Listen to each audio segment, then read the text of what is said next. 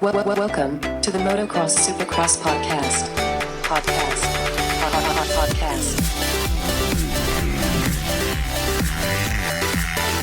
3, 2, 1, 0.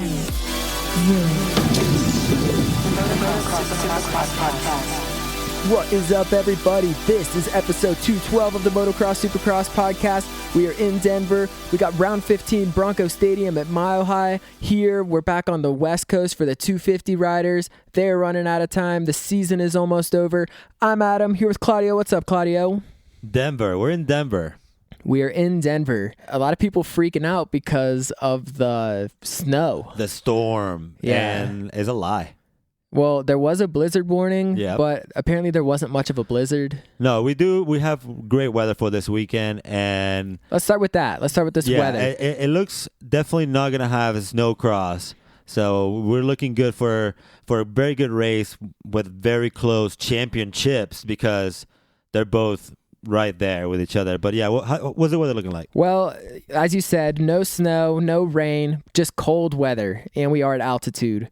Obviously, they call it Mile High Stadium for a reason. We are way up there, very up there. Way up here. Yes, and it is like 6,000 feet. I don't know, 5,000 something feet. 400 and 4,000 and No, it's definitely 5,000. It's over 5,000 for sure. 6,000. So we'll get the exact numbers tomorrow when we're in the stands. But it's going to be cold, so that's going to have a big impact on the bikes and the riders. Obviously, especially whenever you add in the wind chill factor and stuff, that's pretty cold. Yeah, I mean, just, put a couple coats on and come out and enjoy some Supercross, and maybe we'll see you out there. Who knows? Yep, so the schedule has been pushed an hour earlier than previously scheduled. I don't know. Well, the whole day schedule changed. That's why it's really confusing because RacerX first put on their website that this race will air live on NBC Sports beginning at 7:30, and then they have it crossed out and says the race will air live on NBC Sports Network at 8, and then it says, and this is all Eastern time, following the Arkansas Derby. Live coverage will still air 7:30 on the NBC Sports Gold app. So it's not the hockey game, I guess. It looks like the Derby. It better be... better be good. That's all I know. No, but it better be, live on the goal. Yep, it will be. Yeah, starting at 7:30, live coverage will still air at 7:30. So the race will air at 8 on NBC Sports, but the whole schedule has changed. Usually we'll be here, so it doesn't really matter to us. But we got to wake up a little bit earlier because that free practice that usually starts at like 11:30 or like noon is starting at 10:30 in the morning. So, and that's why the weather kind of plays a factor because 10:30 in the morning, it's going to be 35 degrees. That's the coldest it's going to be all day. Well, that's really cold. Yeah. That first practice is going to be freezing. Especially in the morning. Exactly. So throughout the day, it does warm up by around 6 p.m. It gets up to like 46 degrees, so almost 50, I guess, if you round up. Almost 50. And then the weather's still clear going into the night with the lows getting around 43 degrees around 8 p.m. So it looks like racing should be over around I don't even know anymore what time it is because we're talking it's going to start at 7:30 live on the West Coast. So we are 2 hours behind them. So that's 5 o'clock here. Usually 3 hours of racing. We'll be done by 8:30. And yeah, should be like 43 degrees by then. Some good math skills right there. Yeah, you just blew my mind. I'm still processing it. But I was going to say, I hope that makes sense. If not... it wouldn't be the first time I messed up, that's for sure. Yep. Before we even go into this points and this championship, and this is our pick episode exactly. too. So before we go into that, I want to point out and say thank you to everyone that reached out on social media and trying to tell us that this is not the first time that there was a race here. In Denver, yes. Definitely not the first Denver race. No. Exactly. What we meant is the first race at this Mile High Stadium. Back in 1996, everybody knows this. Back in 96, McGrath, he won here. So, but that was in the old stadium. The now demolished, I guess, Mile High Stadium. Yep, and this is Bronco Stadium at Mile High. Exactly. Yeah, not to be confused with that name there. But that's what we meant by the first time they're racing here. So it's pretty cool. After probably like 20 plus years Yeah, it's been a long time too. It's the first race there in a long time. I like that. It hasn't been on the schedule. We'll see how it goes. If it's like super cold, then maybe that's why they don't have it back. There's if you're a too real cold. fan, you'll be out there. Exactly. No, it's going to be pumped. We were driving by earlier. We saw the BMX ramp, which was like 1,000 feet tall. Yeah. And then they're going to have a good show. It's going to be a good time for sure. Yeah, just stay tuned to the MXSX Podcast Instagram. We're going to be live. But we also have some other riders that we got to give some updates on that who got injured. Like last race, we talked about like Joey Savacci. He was a big one. And we also said that he was probably the only guy to ride this in the stadium. He's like the first one when he did the game ball thing. So yeah, and he's going to be back. Which is crazy because whenever he crashed out and took Roxon with him, he just kind of chilled out on that tough block and he walked off. I said he might have a shoulder injury. You said he was holding his wrist. We were both right. He was holding his wrist, but it's because his shoulder was out of place. Exactly. Yeah, he dislocated his shoulder, and he looks like he's ready to race this weekend. Though he did post it in his Instagram, and it looks good. You know, he likes this stadium. Like you said, he's been the only one that's actually been here and see a lot of people in the stadium. So he might have an advantage there. Exactly. Towards the night. And well, he did look really good last week, and he was getting really good starts recently. Yeah. And I think he was even running second whenever that whole incident happened with Roxon. Yeah, I guess. Yeah. So look forward to seeing him there. Hopefully he is good, and hopefully we'll see him out there. Yeah, somebody else that was out with an injury was Austin Faulkner. We saw he went down and actually didn't even make the main, and it closed the gap over there. This is what it says. It says they're taking it day by day in hopes to return ASAP.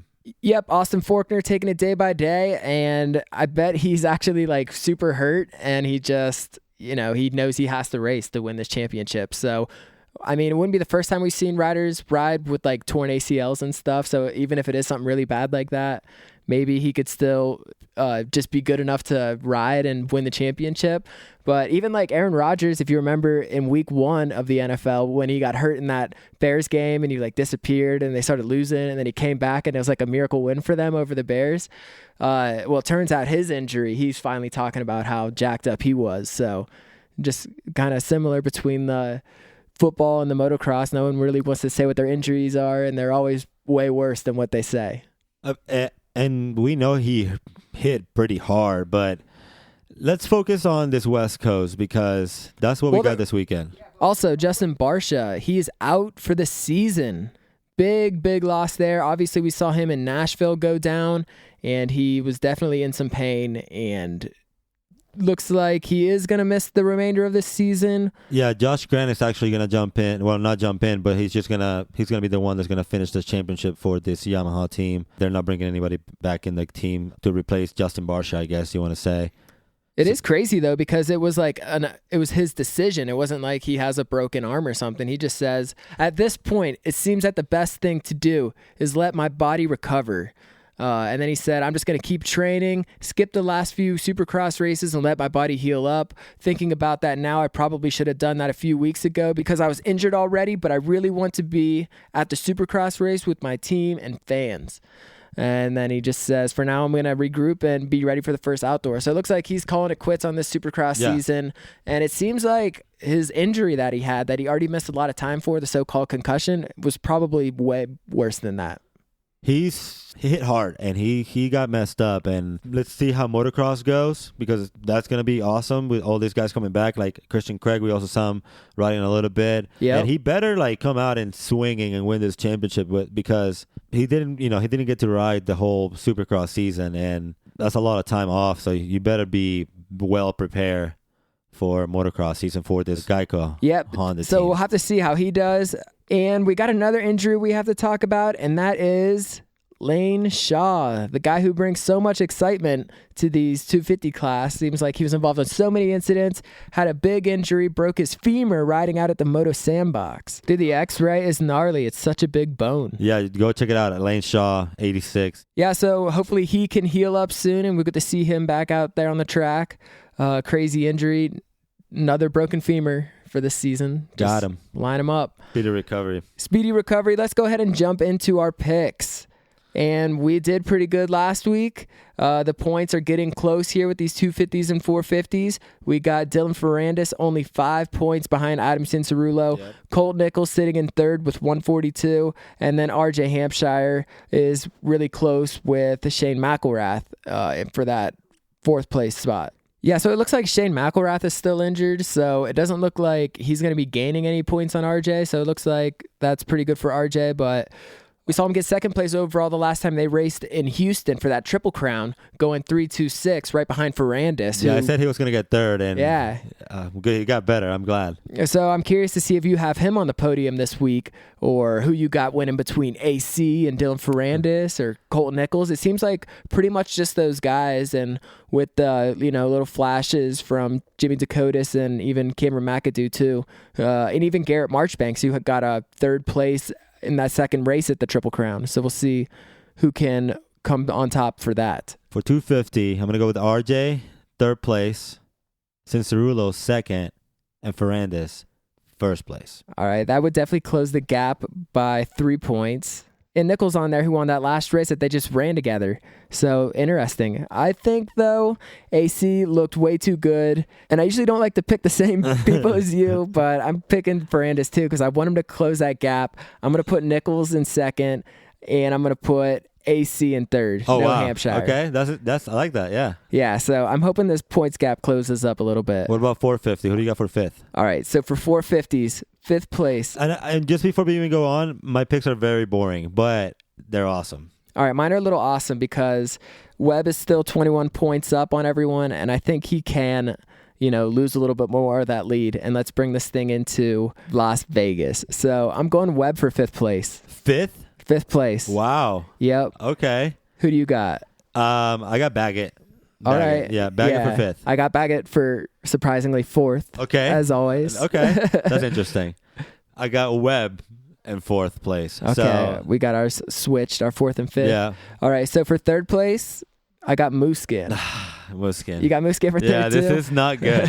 This is not good at all. All right. But for 2nd place, I have the hometown hero, Tomac and Roxon winning. Yeah, that would be badass. So many emotions, mixed emotions right there because you like Tomac, but there's a lot of pressure on Tomac. But Roxon, we just want him to win. Yeah, he's got to get his first win. So I got Roxon and Tomac. Who do you got for first? Let's ask these people. Hey, you guys want Roxon to win this weekend?